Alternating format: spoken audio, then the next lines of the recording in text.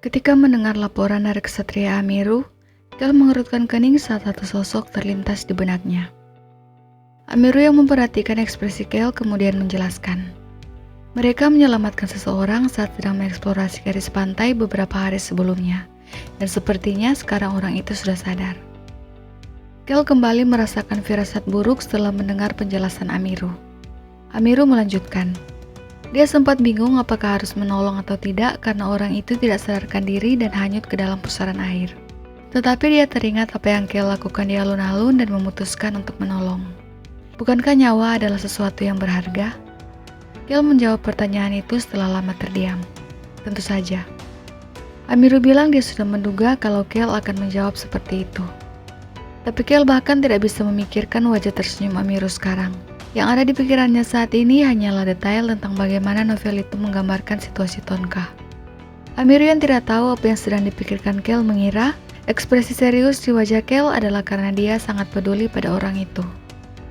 Amiru berkata lagi, jika dilihat dari penampilannya saat diselamatkan, berdasarkan pakaian dan fisiknya sepertinya dia adalah orang dari kerajaan Wiper. Itu pasti Tonka. Wajah Kel memucat saat Amiru terus berbicara. Faksi non-penyihir yang melawan penyihir di kerajaan Wiper adalah masyarakat lokal yang pernah diremehkan sebagai orang barbar. Akan tetapi, tidak ada orang barbar di dunia ini. Semua manusia memiliki otak yang sama. Hanya saja, seiring berjalannya waktu, orang-orang akan berkembang dengan cara yang paling cocok dengan mereka. Non-penyihir kerajaan Wiper adalah para individu yang berhasil mengendalikan pegunungan dan pantai keras kerajaan Wiper tanpa menggunakan sihir apapun. Mereka adalah orang-orang yang fokus pada penguatan tubuh manusia daripada mengandalkan faktor lain seperti sihir. Mereka memberontak karena ingin menghancurkan kerajaan Wiper saat ini yang hanya menguntungkan para penyihir. Mereka ingin mengembalikan kerajaan Wiper ke bentuk aslinya. Orang asing mungkin berpikir bahwa orang-orang barbar mencoba untuk mengambil alih kerajaan. Tapi sebenarnya mereka hanyalah orang yang ingin hidup dengan bebas. Mereka hanya menggunakan insting mereka untuk kerajaan ini. Masalahnya adalah Tonka sangat bodoh. Orang barbar yang cerdas. Mungkin di novel ada kalimat seperti itu. Tapi menurut Kel, Tonka hanyalah orang sederhana dan bodoh yang kebetulan sangat kuat. Dan orang bodoh adalah tipe yang paling menakutkan. Itu karena mereka tidak bisa diajak berbicara. Pikiran Kel diinterupsi oleh kalimat Amiru yang bilang, Kel tidak perlu mengkhawatirkan orang itu karena kemampuan pemulihannya sangat cepat. Kel tertawa mendengar kata-kata itu, lalu berkata dia sama sekali tidak khawatir. Dia bahkan berharap orang itu dirawat untuk waktu yang lama. Harapan Kel adalah Tonka akan tetap dalam pemulihan sampai dia pergi. Amiru dan para kesatria yang bersamanya kini semua memandang Kel dengan tatapan hangat. Kel tidak punya waktu untuk memperhatikan tatapan seperti itu. Dia sudah cukup pusing mencoba mencari tahu mengapa Tonka tiba lebih awal. Kel lalu meminta Amiru untuk menunjukkan kamarnya. Amiru yang mengetahui kalau Kel belum sepenuhnya sembuh pun mengantarnya dengan cepat. Ketika berjalan, kepala Kel sibuk memikirkan semuanya. Kenapa Tonka muncul sekarang? Dan meski Bilos adalah anggota Guild Flynn dan juga orang yang sangat berbakat, bagaimana bisa dia sangat yakin kalau perang saudara akan terjadi? Bagaimana dia mengetahui fakta itu dengan cepat? Sebelumnya Kel menganggap perkataan Bilos itu normal karena Kel mengetahui kemampuannya. Akan tetapi, Bilos adalah anak selir. Dia pasti memiliki batasan dalam mendapatkan informasi. Dari hal ini Kel jadi bisa memperkirakan satu hal. Perang saudara akan dimulai lebih cepat daripada novelnya. Jika dipikirkan seperti itu, semuanya jadi masuk akal. Tetapi, apa yang membuat perang saudara ini dimulai lebih cepat? Fakta bahwa Tonka terdampar berarti kapalnya karam karena serangan para penyihir. Dan dia sedang dalam perjalanan pulang setelah mendapatkan kekuatan di utara. Itu berarti cerita novelnya sendiri tidak berubah. Kekuatan yang membuat para penyihir ketakutan. Kekuatan murni tubuh manusia yang berada pada puncaknya. Laut, gunung, gurun, hutan, gunung berapi, dan juga gletser. Tonka bertahan di lingkungan seperti itu hanya dengan kekuatan fisik saja. Para penyihir yang menggunakan mana dari alam itu pasti tidak bisa mengalahkannya. Tapi lain cerita kalau lawannya adalah naga. naga pasti bisa membunuh Tonka hanya dalam sekali serang. Begitu pintu di belakangnya tertutup, naga hitam mengungkapkan dirinya dan Kel berbicara dengan serius pada naga itu. Kel meminta naga hitam agar tetap di sisinya untuk sementara waktu. "Jangan mengaturku," ucap naga hitam lalu mendengus dan berbalik memunggungi Kel. Tetapi cara sayapnya mengepak membuat Kel tahu bahwa naga hitam itu akan mendengarkannya. Naga yang perkataan dan tindakannya berbeda. Kel tersenyum ketika memikirkannya. Dia kemudian melihat sekeliling kamar. Rumah yang didirikan oleh kepala keluarga Ubar saat dia baru menjabat. Kel merasa rumah mewah seperti ini tidak cocok menjadi bagian desa pinggir laut. Itu berarti Ibu Amiru dan juga kepala wilayah Ubar sudah memiliki rencana untuk mengembangkan daerah ini sejak mulai menjabat. Dan rencana mereka pun mulai terlihat setelah 10 tahun berlalu. Pasti tidak mudah untuk mendapatkan bantuan dari keluarga Wilsman dan menarik keluarga Gilbert. Kel memandang ke bawah dari balkon kamarnya. Dia bisa melihat tebing angin, dan juga pusaran air yang berputar di depan tebing pesisir pantai selama ratusan tahun. Pusaran air yang menyulitkan penduduk wilayah Ubar ketika ingin pergi ke laut. Meski begitu, ada alasan mengapa keluarga Amiru menganggap daerah ini penting. Desa yang berbentuk seperti bulan sabit ini dikelilingi oleh tebing di kedua sisinya, menjadikannya satu-satunya desa yang memudahkan kapal untuk berlabuh. Ditambah lagi, pulau-pulau di bagian depan desa ini membuat pemandangannya menjadi lebih indah. Dari sudut pandang militer, tempat ini adalah tempat yang sangat bagus. Kel berencana untuk pergi ke pulau terkecil keesokan harinya. Suara angin yang merupakan sumber dari semua pusaran itu terletak tepat di sebelah pulau itu.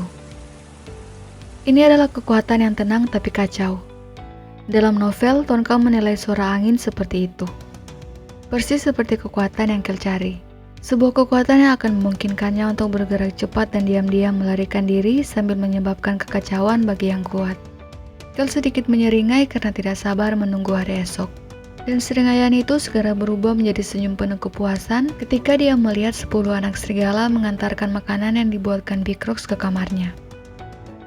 Kel memberitahu yang lain kalau anak-anak itu adalah sepupu Locke yang tinggal di desa yang sama ketika keluarga mereka dibunuh oleh bandit.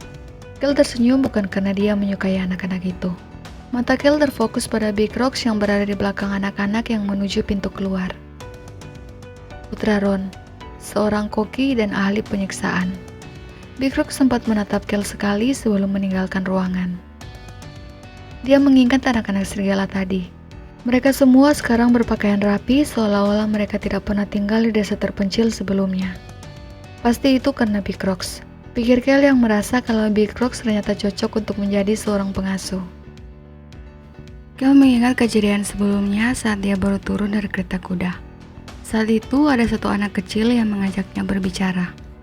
Anak itu bilang kalau mereka juga ingin bekerja. Karena Locke sebelumnya berkata pada mereka kalau Kel tidak mengizinkannya, jadi sekarang dia langsung menyampaikannya sendiri pada Kel. Saat itu Kel meminta mereka untuk membantu Bikrox di dapur. Namun dengan bersemangat mereka berkata akan lebih baik jika mereka membantu pekerjaan kesatria. Mereka akan bekerja dengan baik. Kel membalas kalau mereka masih kecil. Masih terlalu dini bagi mereka untuk membantu pekerjaan pasukan kesatria. Jadi mereka bisa membantu Bikrox memotong sayur. Mendengar ucapan Kel, anak tadi bergumam. Kel benar-benar seperti yang dikatakan oleh Locke. Dan begitulah anak-anak serigala pun setuju untuk membantu Bikrox. Hal yang tentu akan membuat Bikrox sakit kepala. Karena itulah tadi Kel menghindari tatapan Bikrox. Sambil berpikir, Bikrox pasti akan mendatanginya dengan pisau masaknya jika tahu apa yang ada di benak Kel. Bikrox tidak bisa bersikap dingin kepada anak-anak serigala. Yang bisa dia lakukan hanyalah memelototi Kel sesering mungkin. Dan ketika Bikrox akan meninggalkan ruangan, Kel berterima kasih karena Bikrox selalu membuat makanan yang enak. Bikrox sempat terhenti sejenak sebelum merespon kalimat Kel dan menutup pintu di belakangnya. Kel melihat pintu itu. Dia penasaran kenapa Bikrox melakukan pekerjaan ayahnya. Tidak ada alasan bagi Bikrox untuk mengantarkan makanan pada Kel. Tapi entah sejak kapan, setiap ada kesempatan dia selalu melakukan itu. Berkatnya, Kel tidak dapat menikmati celah yang tersisa dari kepergian Ron. Karena anak-anak serigala atau Bikrox selalu muncul untuk menggantikan Ron. Kel lalu melihat ketiga anak kecil lainnya dan mengajak mereka untuk makan. Matahari terbenam di atas lautan saat dia dengan santai memakan makan malamnya.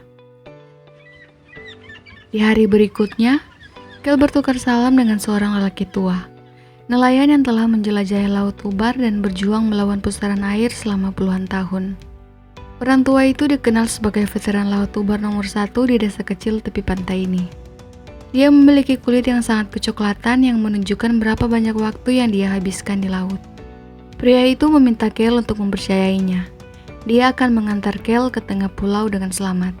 Amiru yang berada di sebelah Kel menganggukkan kepalanya dan menambahkan, "Itu benar. Bersama dengan orang ini, Kel akan bisa pergi kemana saja di pesisir pantai Ubar." Saat itu Amiru juga meminta maaf karena dia tidak bisa mengantar Kel karena memiliki pekerjaan yang harus dilakukan. Kel menjawab kalau itu tidak apa-apa, karena Amiru juga sudah memperkenalkannya kepada nelayan yang hebat. Ditambah akan rumit juga jika Amiru pergi bersamanya. Dan Kel sudah memutuskan orang-orang yang akan pergi.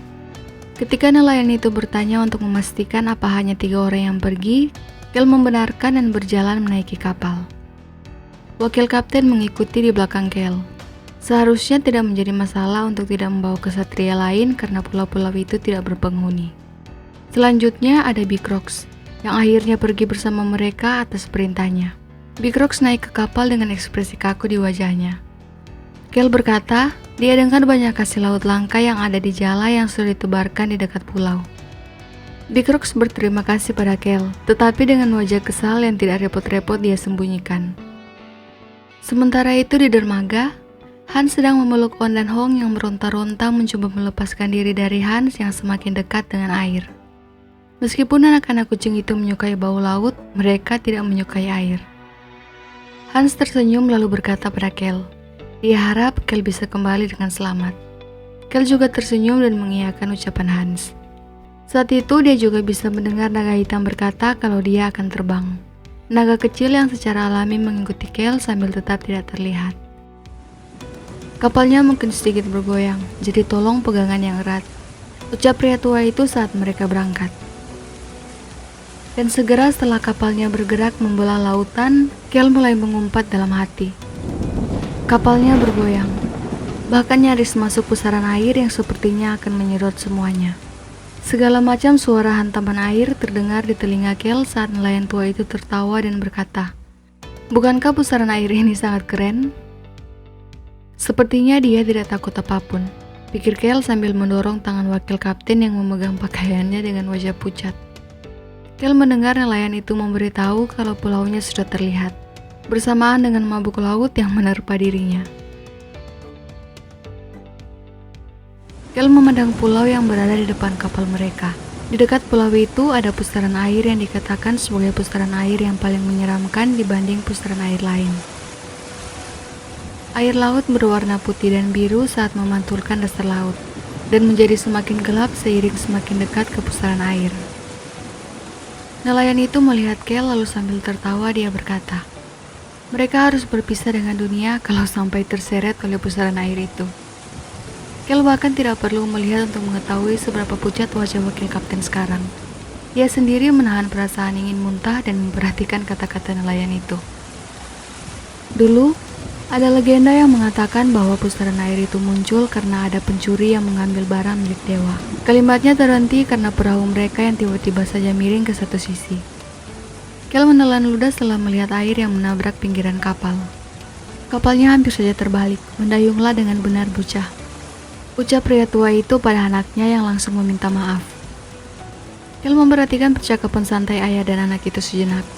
Lalu ketika nelayan tadi akan melanjutkan ceritanya, Kel menghentikannya dengan bilang kalau lebih baik itu dilanjutkan setelah mereka sampai di pulau.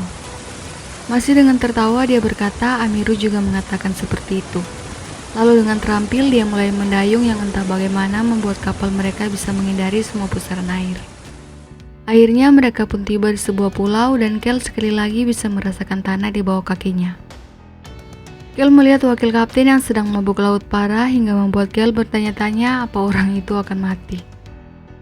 Kel menepuk lengan Bikrox dan menunjuk ke arah wakil kapten. Big Rock selalu mengerutkan keningnya sebelum mengeluarkan sepasang sarung tangan putih dari sakunya dan mengenakannya saat dia berjalan menuju ke wakil kapten. Kel sedikit tersentak begitu melihat sarung tangan putih itu. Bukankah itu sarung tangan yang dia gunakan saat menyiksa orang agar dirinya tetap bersih? Pikir Kel penasaran. Dia lalu mengalihkan tatapannya pada nelayan tadi dan memintanya untuk melanjutkan cerita tentang pencuri sebelumnya. Nelayan itu berhenti memperhatikan putranya yang menempatkan kapal lalu melihat ke jalur yang mereka ambil untuk sampai ke pulau itu. Dia kemudian menuju ke pusaran air besar di depan pulau dan memulai ceritanya. Dahulu ada pencuri yang memiliki langkah kaki yang sangat cepat. Langkahnya sangat ringan dan hati-hati, hingga konon dia bisa berjalan di atas air tanpa menimbulkan riak sekecil apapun. Singkat cerita, pencuri itu mencuri satu barang. Dan barang itu adalah milik dewa. Legenda mengatakan bahwa pencuri itu melompat dari tebing angin dengan barang-barangnya ketika mencoba ke pesisir pantai yang ada di tebing itu. Dan setelahnya, barang dewa dan juga pencuri itu menghilang. Lalu sejak saat itu muncullah beberapa pusaran air di garis pantai tersebut. Itulah mengapa dulu ada upacara penyembahan barang dewa. Kel bertanya apa sekarang tidak lagi. Pria itu menjawab dengan sedikit bangga. Jika itu benar-benar barang dewa, kenapa dewa tidak mencari barangnya sendiri dan malah mengganggu manusia? Kel mengangguk setuju. Itu bukanlah barang dewa, tapi kekuatan manusia. Oleh karena itu, dewa tidak bisa mengambilnya. Kel kemudian berkata dia akan berkeliling pulau lalu mengakhiri percakapan mereka. Wakil kapten yang sepertinya akan mengatakan kalau dia mau menemani Kel tidak bisa menyelesaikan ucapannya karena kembali merasa mual. Melihat itu, Kel mendejakkan lidahnya lalu memberi syarat pada Big Rock untuk mendekat. Kel berkata karena Big Rock adalah anak Ron, jadi Big Rock juga pasti orang yang cukup hebat. Karenanya Kel meminta Big Rock untuk mengurus wakil kapten. Big Rock bertanya apa Kel tidak masalah pergi sendiri. Yang dijawab oleh Kel, apa yang berbahaya di pulau ini? Ditambah dia juga memiliki perisainya. Setelah mendengar itu, Big Rock pun setuju untuk mengikuti perintah Kel tanpa banyak masalah. Saat Kel berjalan menjauh, Big Rock mengingatkan untuk langsung menggunakan perisainya jika ada hal yang berbahaya. Di sebelahnya, Kel bisa melihat wakil kapten yang berkata akan segera menyusul, kembali memuntahkan isi perutnya. Kel membutuhkan seseorang di sekitarnya untuk saat ini. Orang kuat tetapi tidak merasa sangat bertekad untuk melindunginya. Dan juga orang yang bisa dia beri perintah. Itulah mengapa Big Rock sangat sempurna. Kel berjalan memasuki hutan. Dia tidak perlu masuk terlalu dalam karena tujuannya hanya untuk memastikan pusaran air. Meski begitu, karena dia akan terbang ke sini saat malam, jadi dia harus melihat topografi pulaunya. Bagaimana? Kel mengangkat kepalanya dan bertanya. Naga hitam menjawab, seperti yang Kel katakan. Ada sesuatu di bawah pusaran air yang ada di depan pulau. Kekuatan yang mirip dengan yang ada di gua yang mereka datangi terakhir kali. Kel menanyakan satu hal lagi. Apa di sini benar-benar tidak ada orang? Naga hitam berkata tidak. Lalu dia melanjutkan. Tetapi aku menemukan mayat. Tubuh Kel menjadi kaku dan langkahnya otomatis terhenti. Naga hitam bilang ketika dia melihat pulau ini dari atas, ada 3 mayat di sisi lain pulau. Keberadaan mayat itu benar-benar di luar dugaan Kel. Kakinya melangkah mundur. Dia memiliki firasat buruk bahwa sesuatu yang buruk akan terjadi jika dia terus berjalan maju. Naga hitam masih terus berbicara. Mayat itu bukanlah mayat manusia. Mendengar ucapan itu, Kel mengangkat tangannya untuk menutupi wajahnya. Jika itu bukan manusia, itu berarti mereka memiliki fitur yang berbeda dengan manusia, namun juga tidak menyerupai binatang. Jadi mirip dengan manusia tetapi bukan manusia. Berarti hanya ada satu jawaban yang tersisa. Kel bertanya lagi apa kaki dan tangannya aneh. Naga hitam dengan penuh semangat membenarkan. Bentuknya seperti kipas. Sirip. Itu adalah simbol dari Putri Duyung. Sekelompok paus dan Putri Duyung membuat Kel merasa khawatir karena mereka tidak seharusnya muncul sekarang. Tidak. Kel dengan cepat memperbaiki pemikirannya. Perselisihan bangsa paus dan duyung memiliki sejarah yang bahkan lebih lama dari peperangan manusia tertua. Akan tetapi hal itu baru dibahas dalam novelnya ketika Choi-han terlibat dengan suku paus. Hei, Kel memanggil naga hitam. Naga hitam menjawab dan meminta Kel untuk tidak memanggilnya begitu. Kel yang merasa heran kemudian bertanya, lalu dia harus memanggilnya apa? Kau akan segera tahu, balas naga hitam misterius. Kel hanya berpikir naga hitam yang telah mempelajari bahasa manusia akhir-akhir ini akan memilih nama untuk dirinya sendiri. Jadi dia tidak membahasnya lebih lanjut dan menunjuk ke sisi lain pulau dengan dagunya. Kel bertanya apa naga hitam yakin tidak ada orang di sana. Naga hitam bilang di sana tidak ada makhluk hidup, begitu juga di dalam air. Setelah mendengar jawabannya, Kel kemudian meminta untuk diantar ke tempat itu. Dia harus memeriksa mayat Putri Duyung dengan matanya sendiri. Dan karena dia tidak suka hal-hal yang berbahaya, dia menyuruh naga hitam untuk memimpin jalan. Keningnya berkerut begitu dia keluar dari sisi lain hutan dan melihat mayat-mayat itu. Itu benar mayat Putri Duyung. Untuk lebih spesifik, ada 3 mayat, semuanya dengan leher patah. Selanjutnya, kaki dan tangan mereka juga dipelintir. Kel semakin mengerutkan kening setelah melihat penampilan Putri Duyung dengan matanya sendiri, bukan hanya sebagai teks dalam sebuah novel. Mayat-mayat itu benar-benar kering. Putri Duyung sungguh terlihat berbeda dari manusia. Ada sirip di tangan dan kaki mereka, sementara kulitnya tampak tertutup sisik. Karena penasaran dengan Kel yang hanya melihat dari kejauhan, naga hitam bertanya kenapa Kel tidak mendekat. Kel dengan mudah menjawab, itu menakutkan. Ah, benar. Aku lupa kau manusia yang lemah. Naga hitam mengangguk karena perkataannya sendiri dan menuju mayat Putri Duyung. Dia kemudian bergumam, sepertinya mereka baru saja mati dan itu karena tertindih sesuatu. Selain itu, naga hitam juga bisa melihat beberapa darah merah di bawah selaput mereka. Mungkin menempel pada saat mereka sedang bertarung. Kel merasa yakin kalau yang membunuh duyung itu adalah paus.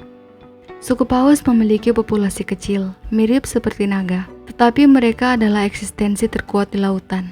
Oleh karena itu, mereka bisa melindungi dunia laut dari Putri Duyung yang ingin mendirikan kerajaan di dalam lautan. Akan tetapi, suku paus tidak mau berbagi wilayah. Itu karena mereka adalah spesies yang bermigrasi seiring dengan cuaca. Meski jumlah suku paus sedikit, duyung tidak bisa sembarangan melakukan apa yang mereka inginkan karena paus sangat kuat. Akan tetapi, sekarang tiba-tiba saja para duyung itu menjadi semakin kuat hingga membuat suku paus mulai mengalami kesulitan. Dan saat itulah Chohan muncul untuk membantu suku paus. Setidaknya itu adalah cerita dalam novel Kelahiran Pahlawan volume 5. Setelah puas melihat, Kel mengajak naga hitam untuk kembali dan berbalik dari mayat Putri Duyung itu. Naga hitam yang mengikuti Kel dari belakang bertanya apa tidak apa-apa membiarkan mayatnya seperti itu. Ya, jawab Kel. Kel berpikir suku paus sengaja membiarkan mayatnya seperti itu. Mayat duyung yang berada di daratan hanya akan mengering tetapi tidak membusuk. Berbeda jika ada di laut. Mayat mereka bisa membusuk dan baunya akan menyebar. Lalu duyung lain yang mencium bau itu tentu akan mencari mayat tersebut. Menurutnya mungkin yang membunuh para duyung itu hanya 1 ekor paus. Karena kalau berdua atau lebih, mereka tidak akan meninggalkan mayat itu di darat. Mereka akan melemparkannya ke dalam air untuk menarik lebih banyak duyung dan bertempur habis-habisan. Kel ingin segera menyelesaikan urusannya dan pergi dari tempat itu. Dia lalu kembali ke kapal dan mengajak mereka pulang. Tidak banyak yang bisa dilihat, katanya. Wakil kapten yang akhirnya mulai pulih dari mabuk lautnya menjadi pucat lagi. Berbeda dengan Big Rocks yang tampaknya telah membeli banyak ikan. Setelah kembali ke kediaman, Kel menunggu waktu berlalu dengan perut penuh ikan. Dan begitu kegelapan akhirnya turun di desa kecil itu, dia mengeluarkan peralatan selam yang ada di kotak yang diberikan Bilos. Kel berdiri di pinggiran balkon lalu berpesan pada On dan Hong untuk menjaga rumah dengan baik. Kedua anak kucing itu dengan semangat menjawab. Mereka tidak akan membiarkan siapapun masuk dan mengucapkan selamat jalan pada Kel. Kel mengangguk untuk menanggapi mereka dan melompat ke pembatas balkon. Naga hitam segera menggunakan sihir terbang dan Kel melayang di udara. Dia menatap pusaran air besar di bawahnya dan berkomentar. Di malam hari tempat itu terlihat lebih menyeramkan. Bisa dipastikan Tonka benar-benar manusia gila. Tonka menyukai hal yang berbahaya. Bahkan bisa dibilang terobsesi dengan hal seperti itu. Aku baru pertama kali ke laut, tapi sepertinya ini akan menyenangkan. Setelah mengucapkan 1 kalimat itu, dia langsung melompat ke pusaran air tanpa persiapan apapun. Dan tentu saja, Kel tidak memiliki rencana untuk melakukan hal yang sama dengan Tonka. Naga hitam bertanya apa di sini tempatnya. Lalu Kel mengangguk untuk menjawab pertanyaannya dan melihat sekeliling. Lautan di bawahnya sangat gelap. Suara yang dihasilkan dari pusaran air juga terdengar keras. Dan suara yang akan dihasilkan oleh Kel nanti pasti akan lebih keras dari itu. Tetapi itu tidak akan menarik perhatian. Para penduduk hanya akan berpikir itu adalah suara pusaran air aneh dan melupakannya. Kel mengeluarkan bom sihir dari tasnya. Bom sihir bereaksi dengan mana yang dikeluarkan oleh naga hitam dan mulai bergetar.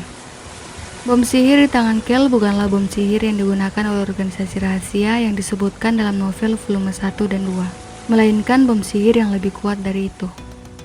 Di akhir cerita novel volume 3 disebutkan, para penyihir dari kerajaan Wiper yang terdesak oleh faksi penyihir mulai mengembangkan alat baru untuk melawan. Salah satu alat itu mirip dengan bom sihir di tangan Kel. Bom yang terbuat dari mana sebagai bahan utama ini akan merespon mana milik pembuatnya, dan terbagi menjadi beberapa bola mana yang lebih kecil sebelum meledak. Meski kekuatannya kurang, tetapi rantai ledakan berguna untuk membunuh lebih banyak musuh. Kel menguji naga hitam, "Kau sangat hebat bisa membuat hal seperti ini."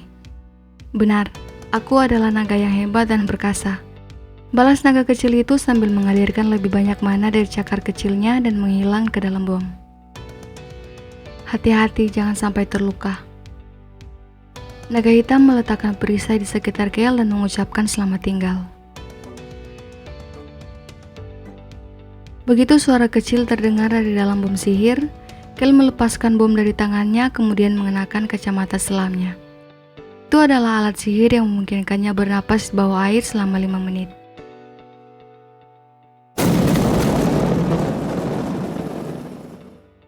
Beberapa saat kemudian bom itu meledak dan Kel memanggil perisai perak sebelum dia jatuh lurus ke bawah. Angin malam bertiup kencang melewati wajahnya.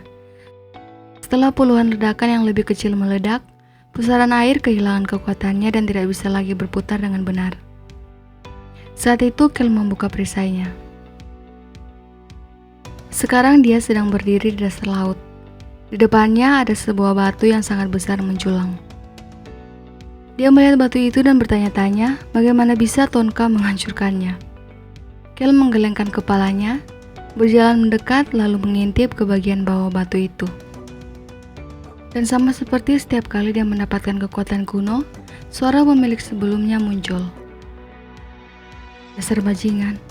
Kalimat pertama yang dia dengar langsung membuatnya menyimpulkan kalau pemilik sebelumnya bermulut pispot. Suara itu masih berlanjut. "Memangnya aku salah mencuri barang yang mereka buat dengan mengorbankan manusia? Padahal aku hanya ingin mengembalikannya pada manusia. Dasar sampah. Kenapa bajingan sepertimu memiliki kekuatan seperti itu?" Pemilik dari suara angin adalah pencuri yang sama yang dikatakan telah mencuri barang milik dewa. Kenyataannya, wanita itu tidak mencuri barang dewa. Dia hanya mencuri barang milik kuil suci. Kemudian wanita ini mati tenggelam di laut dalam keadaan kaki terikat di batu besar. Begitulah pencuri yang memiliki kaki tercepat tanpa suara berakhir. Wanita itu sendiri adalah suara angin. Setelah kematiannya, wanita itu berubah menjadi gasing yang mengeluarkan angin. Kel masih terus mendengarkan umpatan wanita itu. "Dasar air bodoh. Kalau cahaya temanku ada di sini, dia pasti akan membakar semuanya." Kel yang akan mengeluarkan barang dari tasnya terhenti. Cahaya yang dikatakan wanita itu menarik perhatiannya. Dia kemudian menaruh perhatian lebih pada kalimat-kalimat yang dilontarkan suara itu. "Kau tahu kenapa petir itu menyeramkan? Karena satu kilat saja sudah cukup, hanya satu kilat." Kel mulai memikirkan kekuatan-kekuatan kuno. Perisai tak terhancurkan dan pohon, vitalitas jantung dan angin, suara angin dan air, dan juga kekuatan kuno terakhir yang ada di dalam daftarnya, api kehancuran. Dia harus melewati api untuk mencapainya, juga harus membawa banyak uang. Kel punya firasat buruk tentang itu. Dia bahkan memperdebatkan apakah dia benar-benar harus mengambil kekuatan di depannya atau tidak. Alarm di pergelangan tangannya berbunyi. Waktunya tinggal 3 menit lagi. Kel memutuskan untuk lanjut memikirkannya nanti, lalu mengeluarkan cangkul kecil yang telah diperkuat dengan sihir dan mulai menggali.